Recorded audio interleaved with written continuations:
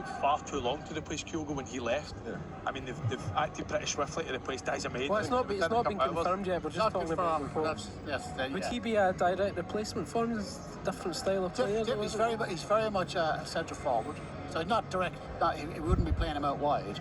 I've just looked at about 30 or 40 of his goals just now, and he's an amazing ability to ghost into the box and get what look like tap-ins. But when you're looking at 15, 20 tap-ins, you think, hang on, this is not just tap-ins, there's a bit of movement involved in here, there's a bit of game intelligence involved here. And he's got an amazing spring. I don't know how tall he is, but he's got an amazing spring, gets a lot of head. But he's very much in that 6-yard box. He scores a ton of goals in there. I think a lot of the Scott will know this better than me, but I think a lot of the criticism for Celtic fans to the board as, even though they've been dominant domestically, they've been frustrated with the board by not taking that next step to sign your Champions League proven players. You look at Duran last year, 5 goals in the Champions League, and Kasper Horst 6 goals in the Champions League.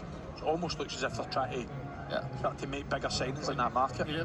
Hogg scored in the Champions League last season, scores against Sturm Graz, scores twice against Man City, scores against Atletico Madrid, Inter and Sporting. That's not bad. Ryan, you're out of sight of us here, but not out of mind. We haven't forgotten about you. Just feel free to chip in at leisure. But your thoughts on Maeda leaving? You'd be glad to see the back of him. Help break your heart last year. Yeah, well, I think as both the boys said there, and as Tom said, I think that after going through the January window, I think you could see that he was disappointed that he never left.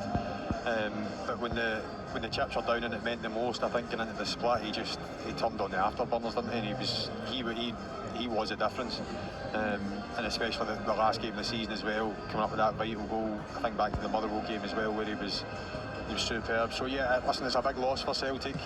I still think Celtic need to sign